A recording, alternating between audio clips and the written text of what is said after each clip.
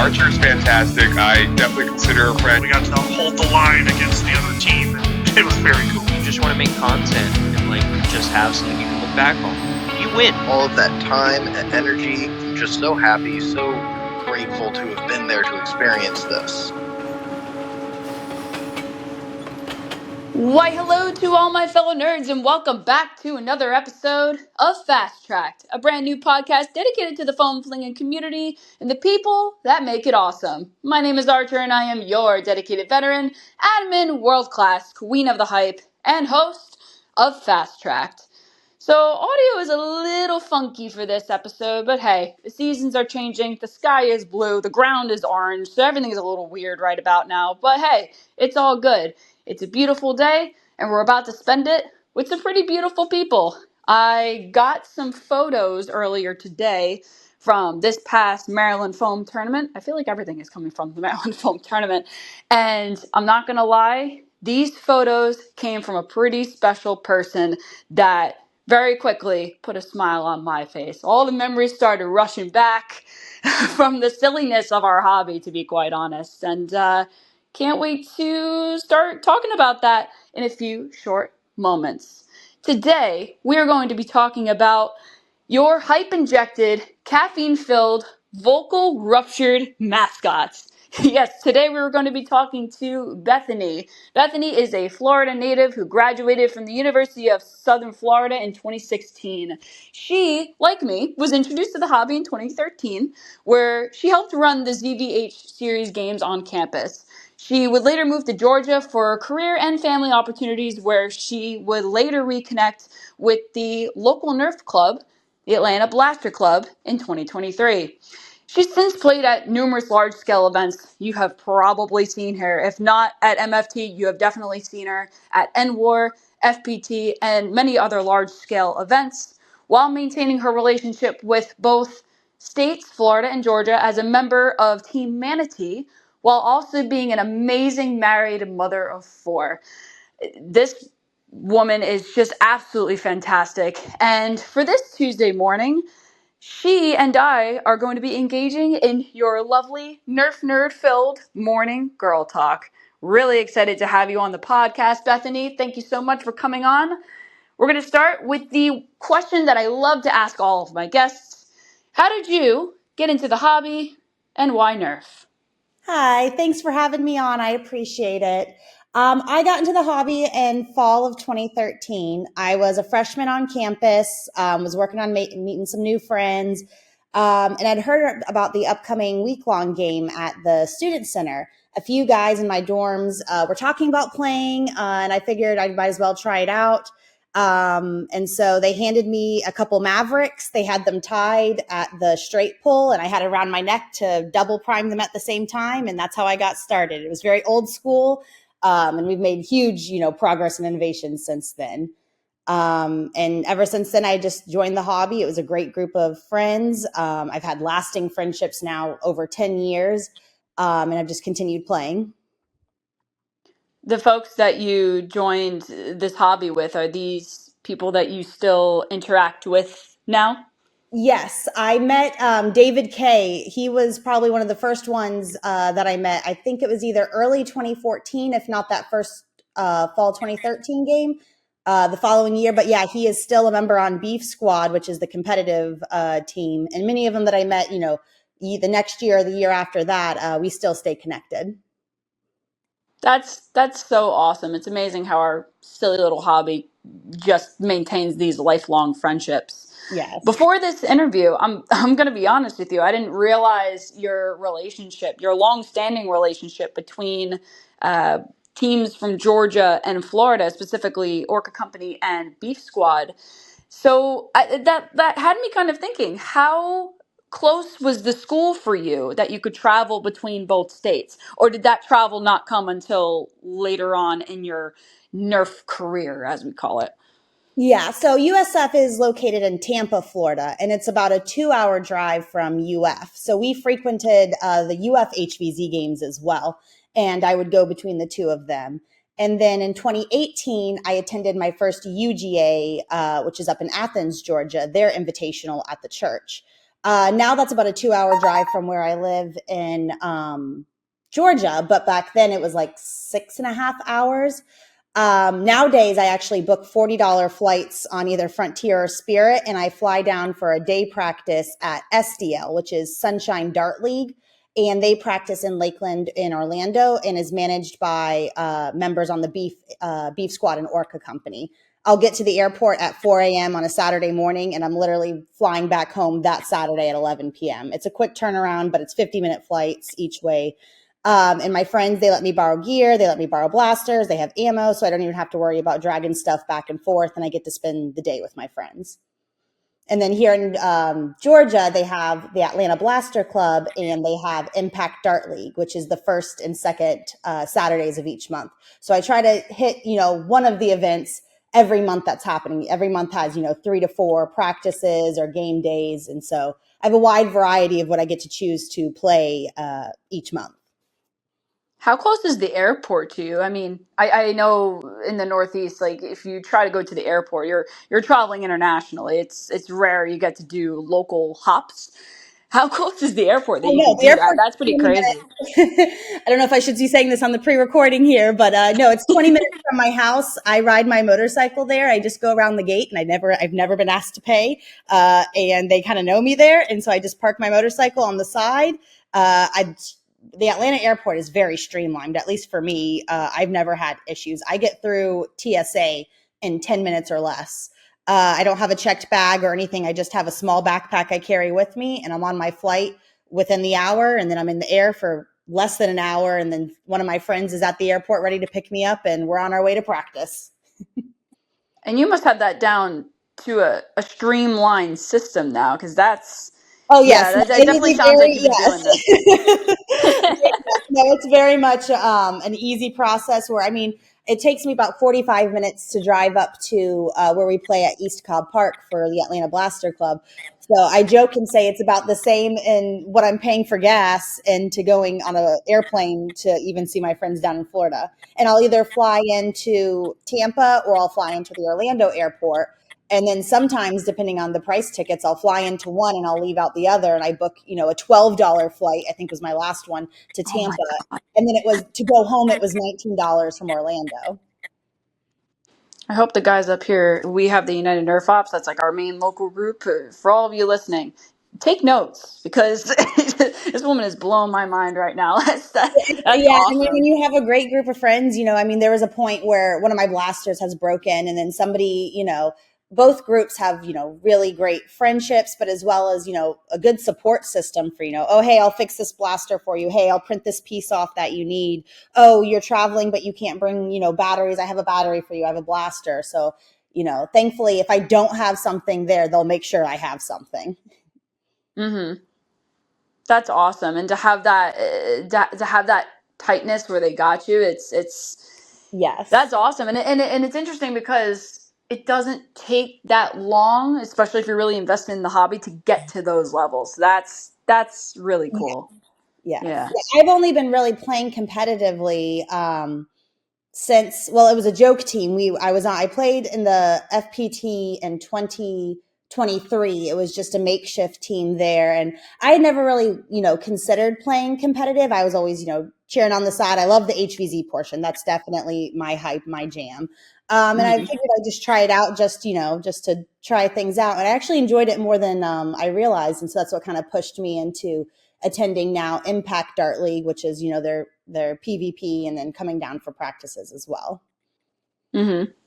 Yeah, how was that for you? How was it attending your first large scale event uh, because yeah, and we're 2018. You were still in college at that. Oh no, you graduated at No, that I had point. just But graduated. Yes.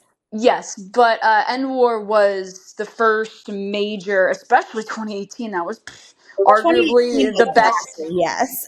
Yeah, arguably the best.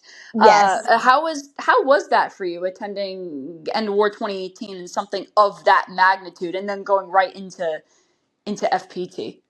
Oh, it was an absolute blast. Like after 2018, we were like 100%. We have to come back every year. The travel was worth it. You know, we drove up there too. And I can't remember the exact details, but that drive was, so I had moved to Georgia at that point. But several members of the beef squad, were driving up from Tampa, Florida. So they drove up, and on their way, they stopped and picked me up, and I rode with them on the way up there. But we were blown away. We were not, you know, we had been playing HVZ all over, you know, the southern, you know, in Florida and Georgia, but we had never attended anything to that magnitude, and we were ecstatic. So we knew 100% we were going back in 2019, and then when Drac added the Pro Foam Tour to that, they were like, we have to absolutely be, you know, we have to be a team. We have to make a team. And so when we went to USF, it's actually no longer on campus. It's very sad. There was a Beef O'Brady's, and it was the only restaurant that served alcohol. And you could also obviously eat there. And so after each mission, we would always yell beefs. And that's how, you know, we ended up going to beefs after every single mission. And that's where we'd hang out and, you know, form our friendships and everything like that. And so when we came to End War in 2019, we were like, we got to think of a name for the team. And they had a few, you know, names that they had for small groups when we played HVZ. But like, we were like, what's the centralized point? What brings USF HVZ together, where like, it doesn't matter if you were a student, it doesn't matter if, you know, you were traveling or you were part of it. What brought us all together? And it was beefs. We always went to beefs afterwards to connect. And so that's how the name Beef Squad came into play. So that's where 2019. And so I did not play in 2019, even though I attended the game. I was 7 months pregnant at the time. And so Drac and PK were like, nope, you're not going on the field. That'd be a little bit of a safety hazard, a little bit.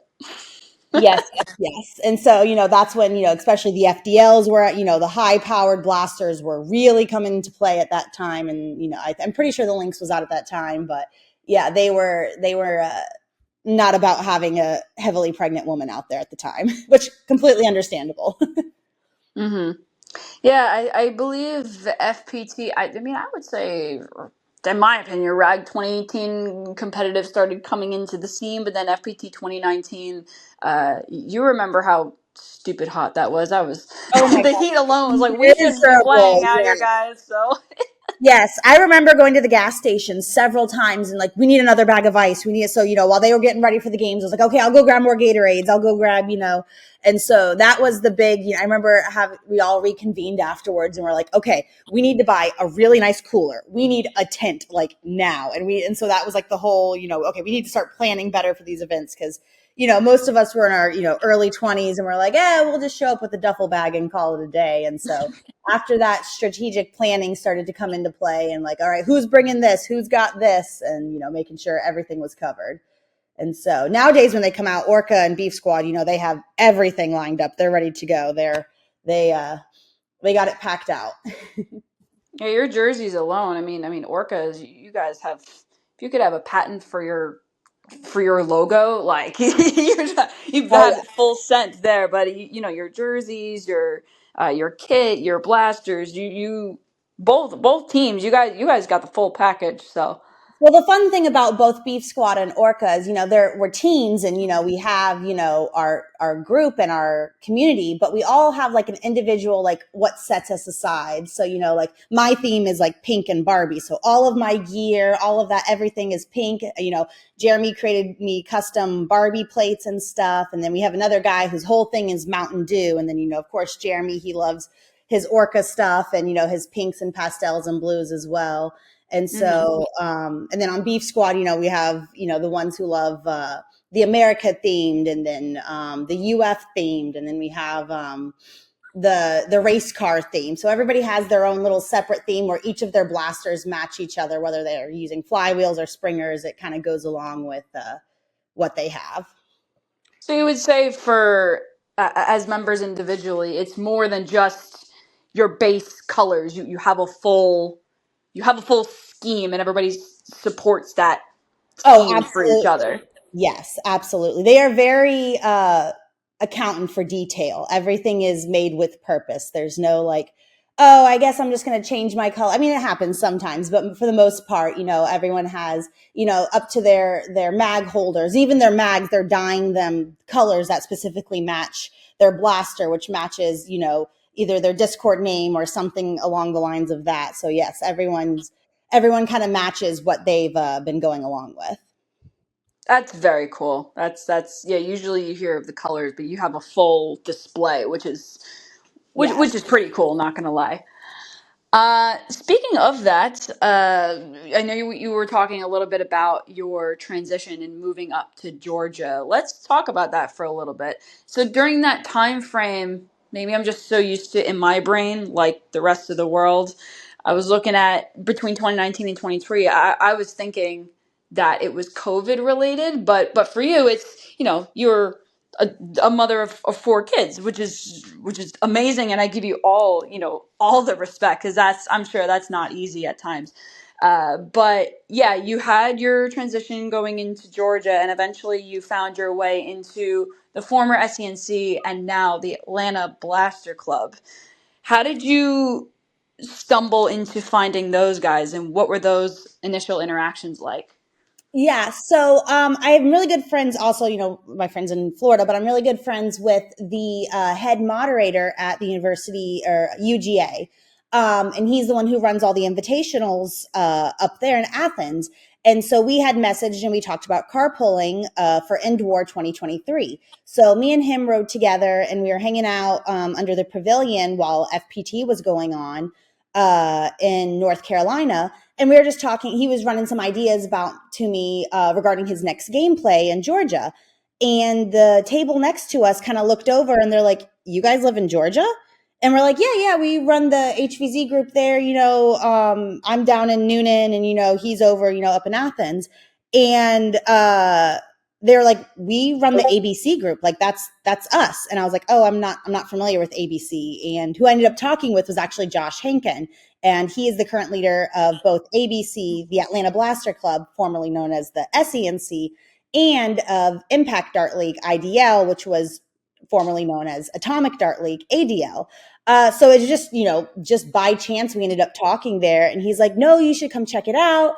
And I had known about the SENC, but again, that was more like Nerf Wars, casual, and my whole thing was HVZ, so it was something I pursued at the time. You got to come try it out. You got to come check it out. I promise you'll have a good time. Like it'll be fun. And I was like, okay, I'll come out. And so I ended up going to their August event right after End War. And I had a great time. I had met, some of the people that I already known there. And we just really connected. And so Josh at the time had just recently taken over the club. And he's like, I need some help with a couple of these things. I'd love some ideas about what you think. And I kind of just started throwing ideas and organizational, things that I had taken from when I ran ZVH down at USF. And he was like, yeah, no, I'd love for some HVZ game modes. I'd love to expand on this. And as an educator, I'm in a lot of local groups for like homeschooling parents, as well as just, STEM related ideas. And so I started, sharing the information there and kind of started helping with like social media liaison with that work. And I found myself at a leadership role within the club now. And so I help run the with them. I run the Instagram. So that's me behind the screen. And I help run several of the events each year. We each, take turns taking over who's running the game and whatnot. And the Atlanta Blaster Club actually just ran and hosted their first tournament this year. It was back Let's in August. go. And oh my gosh, it was so much fun. So we are 100% doing that again. That is our plan to build that up to being a more of a large scale event. Beef Squad and Orca and Foam Rain from Ohio actually came down to play. And ours is a 3v3, which is, different from the 5v5, but it was a blast. I'm very happy with how it ran. Josh did an excellent job. I helped with more of the behind the scenes and prep work before that, but I told him, I'm like, if we're running a tournament, I'm playing. Like, I will not be roughing that game. Sorry. And Yeah, so we that's had fair. a great group of local people that came and helped host it and refed and did all the logistical work. And it was a great success. It was a very good turnout. Orca Company ended up taking first place. So that was also a great thing to see as well. I was talking with the guys when I did the Maryland Mayhem podcast, and many of them were talking about how they more or less stumbled into their positions of leadership. Did you know that you were going to be so involved in the leadership role, or because of your degree, you were ready to go? You you Oh, already I knew was it was not coming. planning on taking over anything. So from 2019 to 2023, I had 3 children in that time. Basically, every 18 months, I had a child. So that was not on my 2024 bingo card. No. Keep him busy in a very different way.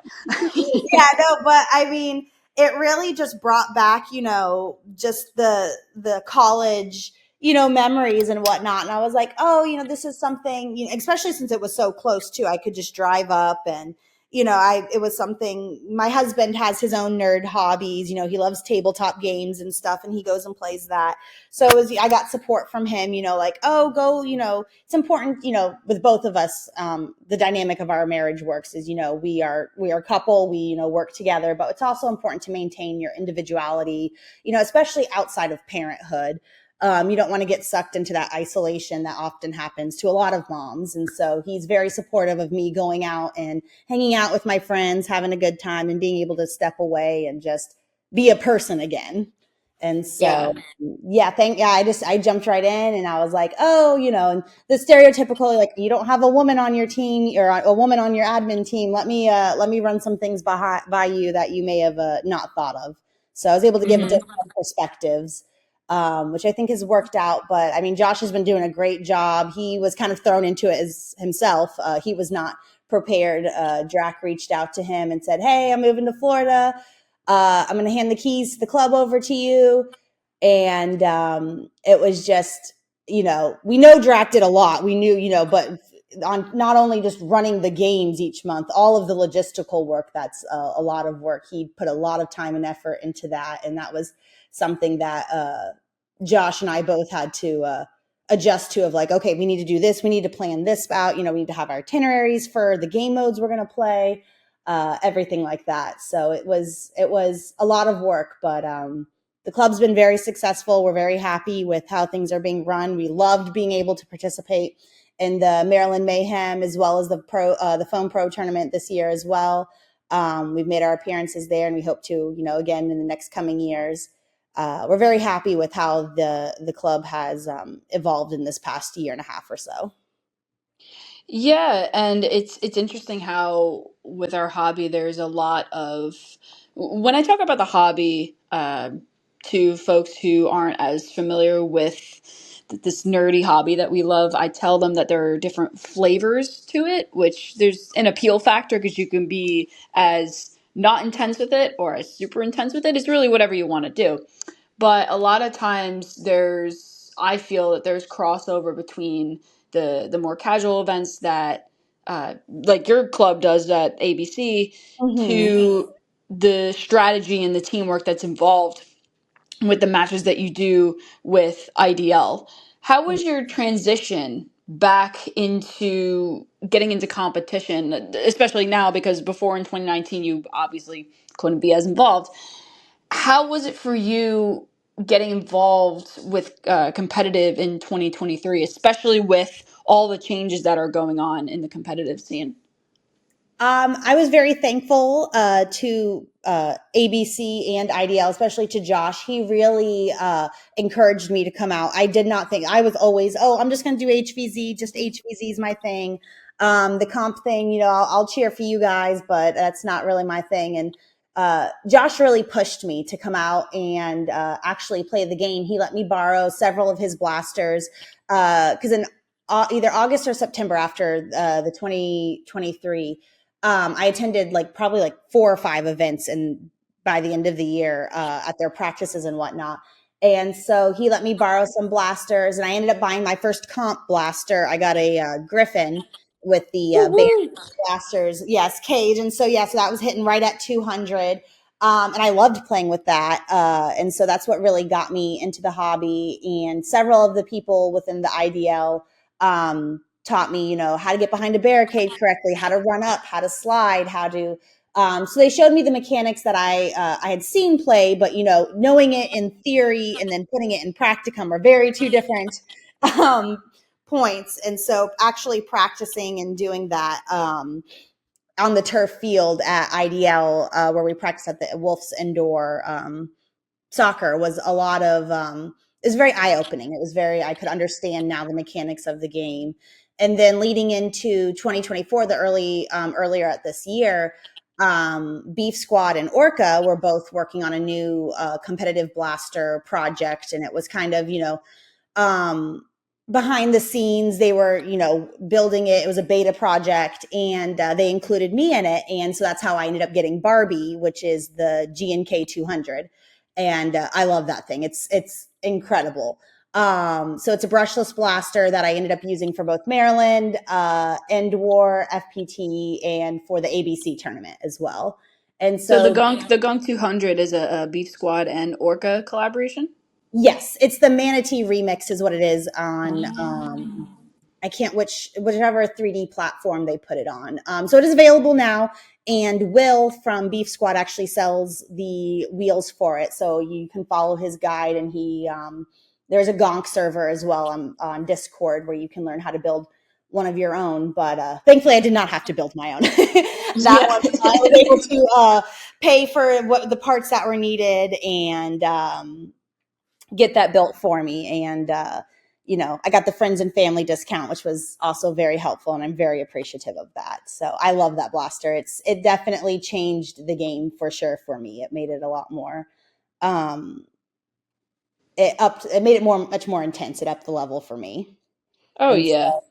so yeah, once we announced IDL was going to be doing practices, I was like, okay, I really want to take this seriously. I want to do well. I had heard all the hype about Magic Smoke and about Nebula. And so there was a point of anxiety, I want to say, from January until April. I'm going to go out there and I'm going to make them, I'm going to embarrass myself. I'm going to look like I have no idea what I'm doing. So I was attending all of the IDL practices that we were doing, and we were doing 2 a month. And then I was also flying down and getting tips from Beef and Orca and attending their practices as well.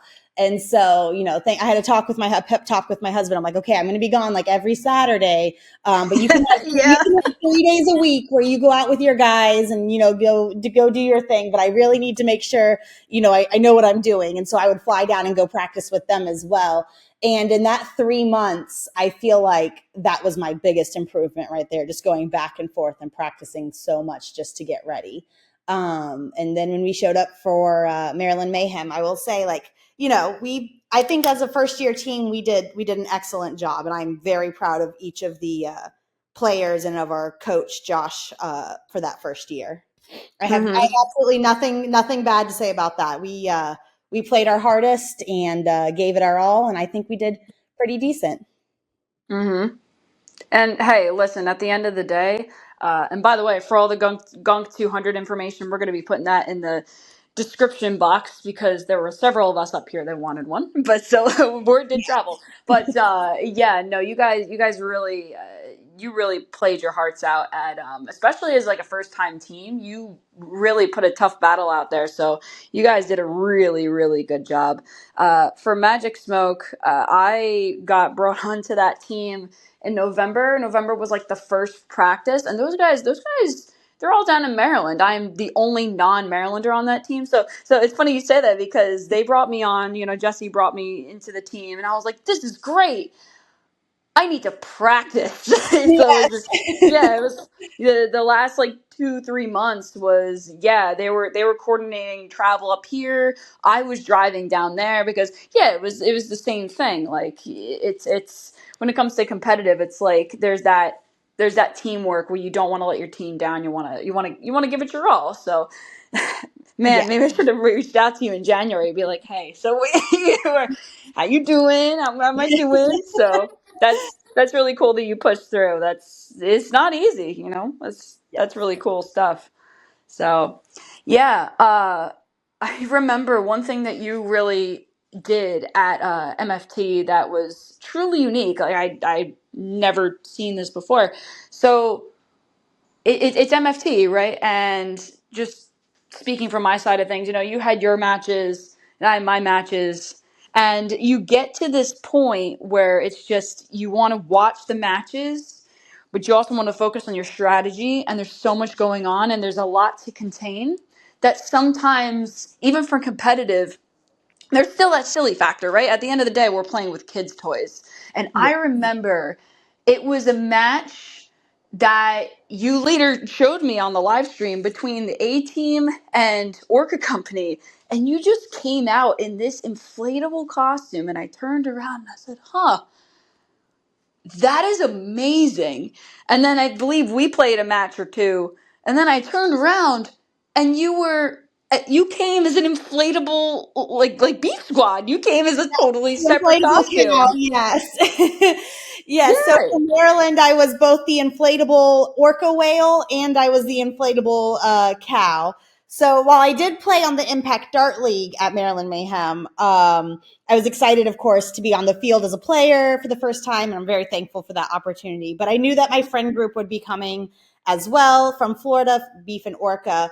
And I mean, I've been cheering Beef on since 2019 and Orca as well.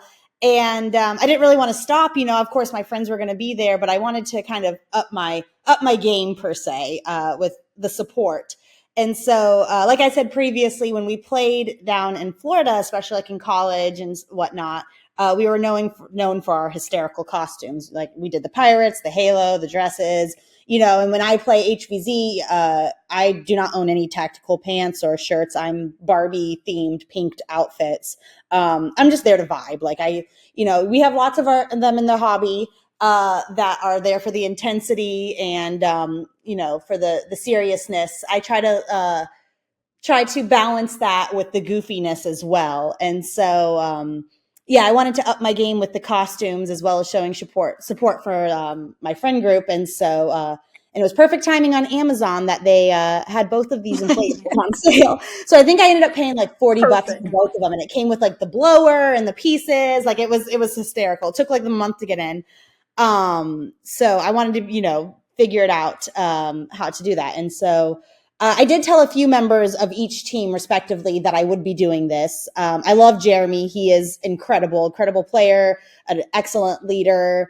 But I'm sure Jeremy, when he is in the zone, he is focused and he is ready to go. So I wanted to make sure I gave a few of them a preface of, hey, I'm going to be doing this. People are probably going to be laughing and looking. It's in the spirit of fun. I just want to make sure that way I don't break your concentration. I don't want to hinder anybody, being able to give their best because I'm over here being a goofball. And so when I ran the idea, it was at a UF HVZ game actually, where we were talking about this, and I was like, I think I'm going to do this, guys. Look at these are on sale. I'm going to buy them. Like, this is totally on me. And they thought it was hysterical. They were laughing. They're like, oh, absolutely. I think a couple of them didn't think I was actually going to do it. They're like, that's, she's just talking, whatever. We had a couple drinks, whatever. But Yeah, when I people don't came take it until you actually do out it. of the bathroom, I remember everyone was like, what did she do? For the first one that I wore, I believe, was the Orca one. And I was, yelling awooga. And we were, I remember Dart Sweep was like, what is that over there? You see him on the live stream. He goes, is that a whale? And I'm like, yeah, the Orca Company, hello. And so, yeah. Before I, Maryland happened, I watched the live stream with the brackets and I saw the whole game schedule. I had to start actually making my plan because I wanted to make sure that, I wasn't holding up the game. They weren't waiting for me to get on the field. I was giving myself a break in between. So I had to carefully plan out when I was going to wear each of these inflatables as well, so that I wasn't throwing off the game, making sure I was cheering for the team and also being there for the team that I was playing on. It was very strategic timing. Of course. Yeah, and I think the important thing to note, as you had said earlier, you were competing as well and still showing this relationship that you have with both teams loud and proud. And so, whatever, I mean, I don't know of other teams. I didn't get the impression there was any drama or anything, but like, it just, you can't take it too seriously when you're getting hardcore and in the zone Oh, and you're yes, just going, absolutely. "Ooga!" Like, it brings a smile. It brings a smile, and then it reminds you part of the We're reason all and here to like why have you're there to have fun. We're fun. all here to hang out. Yes, we're all here to do the same thing. And I mean, the great thing about the Nerf hobby is, for the most part, there is such a respect for other players. Like, we know which teams, like, oh, they beat us, but they did so well. Like, you can respect the teams that are up, beating you, and you can, you show support for the teams who are up and coming. It's a very positive atmosphere, which a big reason of why I've stayed in this hobby for the past 10 years is there's not, that hostility and spite that you might see on other, sporting events or whatnot. The Nerf community, not saying there's no toxicity, but, usually that stays, in the corners and whatnot. For the most part, it's, and the friend group that I've had, we've been together for so long where, we know everything, about one another. We know, oh, they're probably going to play this way. They're going to run this play. So if I'm playing against them, I need to do this. And so that friendly competitiveness to make you grow as a player is also there. And I think that's a great aspect to have. Mm-hmm. Absolutely. Yeah. So, yeah, to go off with that, there had to have been extensive planning, just for your own performance and going to practices and just coordinating with everything that was going on, as well as your own responsibilities in being home, managing your little ones. How do you balance it as a mom of four amazing kids while also running the school, while also keeping up in this silly little hobby that we're in? Are there any challenges that you face, and how do you overcome those challenges? There's a lot of caffeine that is involved. I definitely have probably more coffee than I should on the average day. um, It's all good. It's all good. in our marriage dynamic, like I had said earlier, like, we absolutely believe the importance of maintaining individuality outside of parenthood. And so, he has his hobbies that he goes to, and then I have mine as well. And I'm thankful we have a great support system. My family, they're still down in Florida. So there's been a few times where I have booked a flight and I put both kids on it, and I bring two down to my mom and then two stay up here. Or, I'll meet her halfway when I drive down to UF. My mom will actually meet me sometimes, and she'll, take a couple of the kids. And then my mother-in-law and her husband, they'll take the kids for a time period as well. And they're very supportive of that. We have involved uh, family outside of just the nuclear unit. So that's very, very important. And then, of course, the cheap flights. You can't really argue with a $40 flight. There was one, I think the cheapest one I've ever got was like $29 round trip. It was ridiculously like underpriced. And so, I can say, oh, that's how much, I'd be spending more on gas if I drove, and, it'd be only 50 minutes. So thankfully that works out well for me. And then another thing is just the group has been overwhelmingly supportive of my who I am as a person, and then how my dynamics have changed since becoming my mother, and going into motherhood. I do live 500 miles away from them now, but we are often on Discord talking to one another. And they'll be on gaming, and I'll just be talking about my day and whatnot. And they'll get off work. Jeremy and James from Beef Squad often are playing Rocket League on there, and they'll put the live stream up, and I'll put it up on the TV, and you'll hear my 8-year-old and my 5-year-old Rocket League. And so, they feed into it as well. So they're very, the friendship has expanded even outside of just the Nerf hobby. We talk about our lives, we're there to support one another. If something's going on, we can vent and whatnot. It's a much deeper friendship even than what the top layer of the hobby. We've just all we hang out. We've done vacations together. We'll go. We'll take a boat. One of them rents a boat and whatnot. So we hang out even outside of the hobby as well. So I'm very thankful to have those friendships where I don't feel isolation in motherhood. That's another reason why I've clinged on to Nerf so much, because I get to be that person. I'm not just mom, mommy, mom all day long. Hmm. Yeah, no, that can be a lot after a while. So, that's so cool. You guys get to go on vacations together. That's wild. That's awesome. Any plans for yourself on Nerf events for the rest of the year? Any special showings you're looking forward to, or are you cruising the rest of the year? Oh no, we are actually pretty packed. No, so I know Maryland Mayhem was talking about they are planning. I know very soon to release their dates for the 2025 year. And so there was already a talk of like, all right, we're back from Ragfest. Time to start practicing back to Maryland rules now. So no, there we are jumping right into it. Our first practice, Sunshine Dart League SDL, will be having a competitive practice November 23rd in Lakeland, Florida. So they'll be having that. And then ABC's event is, let me look at my calendar. I have them all saved. Is the 9th. And then we're trying to get an IDL comp practice for November 2nd. And then the 15th through the 17th is FSU, which is Florida State and Tallahassee, their invitational HVZ game, and I will be there. So I have a pretty jam-packed, and then I'm sure same with December, we'll be getting some more practices in and whatnot, getting ready for Maryland in April. I'm visualizing your calendar now. Oh my goodness, It must be very colorful. Yeah, my calendar stays, on top of, parent-teacher conferences and PTO and soccer games and baseball. There's a lot of coffee involved.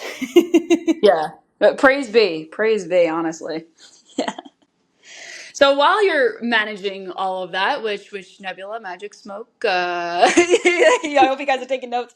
Um, where can we find you as we track you on your escapades? Any socials you got for us?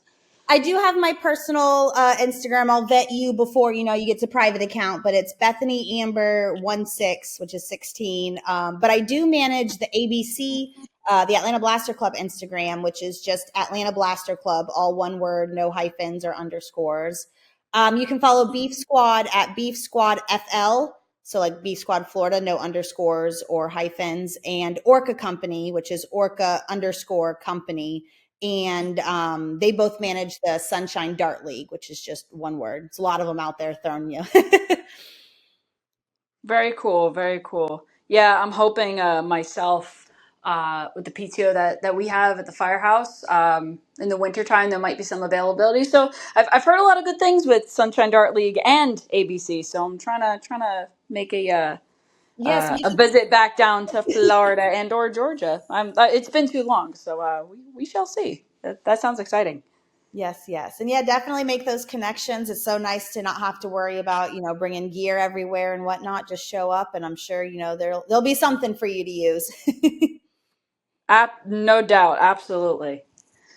All right, guys. But until the next one, I believe we're going to wrap up here on our episode of Mascots, Why You Need Them and Why You Love Them. Thank you so much, Bethany, once again for coming on for this interview. Don't touch that dial as we get ready for our next episode, which is going to be all about podcasts. If you went to RAG, you know what panel I'm talking about.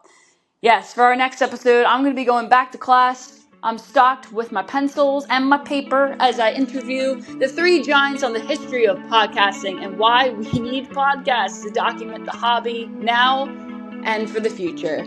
Stay classy, stay awesome, and I will see you all in the next episode.